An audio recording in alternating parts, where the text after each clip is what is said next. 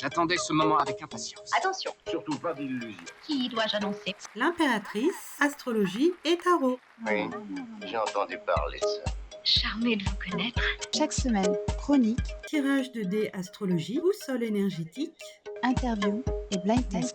Bonjour à tous les passionnés d'astrologie et bienvenue sur la chaîne de l'impératrice Astrologie Tarot. Alors, il y a beaucoup de chances ou plutôt beaucoup de raisons pour que vous pétiez un câble ce mois de février qui démarre très fort avec la pleine lune du 1er février sur l'axe Lion-Verseau.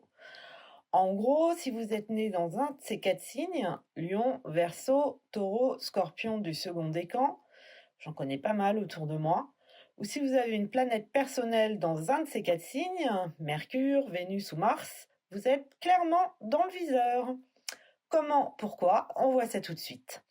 Et pour les prévisions Astro Tarot 2026, vous trouverez tout le déroulé dans l'agenda Astro Tarot, mois par mois, avec tous les tournants majeurs planétaires de cette année, qui est exceptionnellement chargé et historique du point de vue astronomique et donc astrologique. Si vous vous sentez aux premières loges, venez me voir, on regardera ça ensemble, comment surfer au mieux sur cette vague 2026 qui nous attend. C'est parti! Aujourd'hui, on va parler donc de l'événement cosmique qui va secouer notre ciel, la pleine lune en Lion. Préparez-vous, car cette lunaison est tout sauf ordinaire. Elle est électrique, puissante, elle pourrait bien nous pousser à bout. Alors, comment vivre cette énergie intense sans péter un câble? C'est ce que nous allons voir ensemble maintenant. Cette pleine lune donc a lieu dans le signe flamboyant du Lion, un signe de feu gouverné par le soleil. Le lion, c'est le roi du zodiaque, comme on le sait. Il symbolise la créativité, la générosité, la fierté, mais aussi un besoin intense de reconnaissance et d'être au centre de l'attention. D'ailleurs, à ce propos, la bonne nouvelle, c'est que cette année, si vous êtes créatif, vous allez pouvoir vous en donner à cœur joie. Mettez le paquet, ça va payer. Quand la pleine lune s'y installe dans ce signe du Lion, toutes ces thématiques sont amplifiées.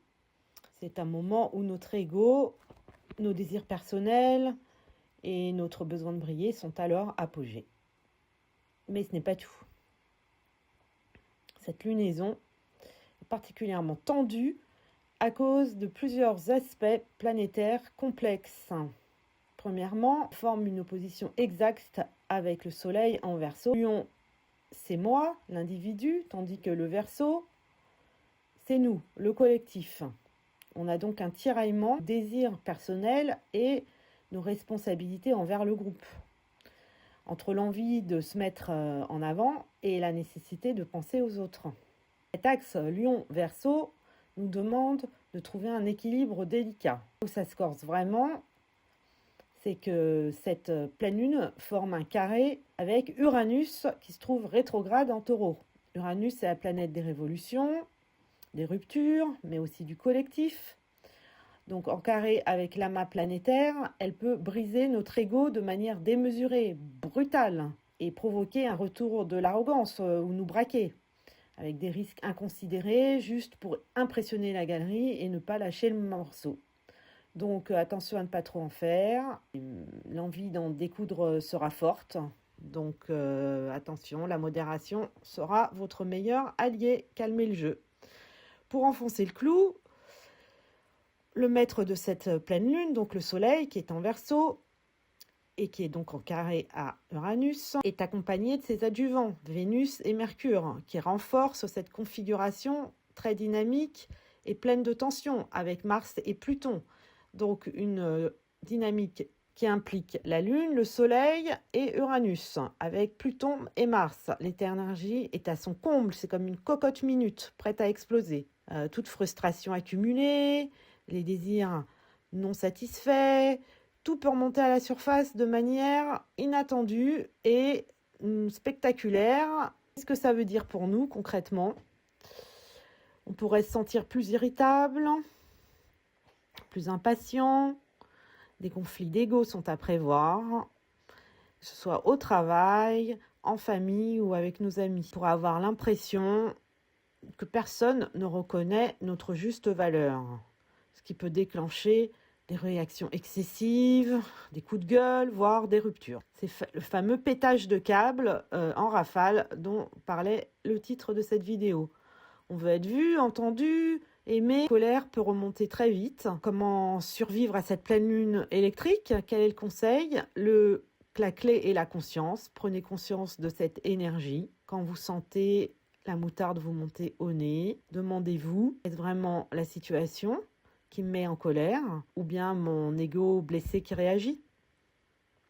Respirez profondément. Le lion est aussi le signe du cœur, hein. Ne l'oublions pas, de la générosité. Essayez de canaliser cette énergie, non pas dans la colère, mais dans la créativité. Peignez, dansez, écrivez, chantez, what else? Exprimez ce que vous avez sur le cœur de manière constructive. C'est aussi un excellent moment pour faire le point sur ce qui vous rend vraiment fier, sur vos talents uniques.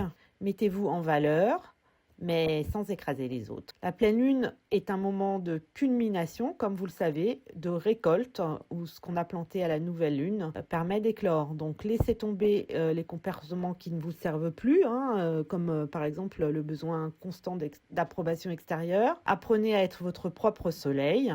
Et pour chaque signe, bien sûr, l'impact sera différent selon la maison où tombe cette pleine lune. Pour certains, ce sera le secteur de la carrière qui sera secoué, puisqu'on est sur l'axe 4-10.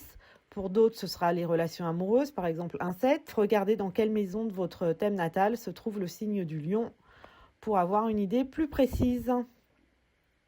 En résumé, cette pleine lune en lion est un test pour notre ego, clairement. C'est d'ailleurs confirmé par le tarot avec l'arcane sans nom qui correspond à la réduction numérologique de la date de cette pleine lune. On nous invite donc à changer de peau radicalement, et par l'arcane de l'empereur qui est donc la réduction encore nouvelle de l'arcane sans nom et qui lui nous interroge sur notre rapport à l'autorité.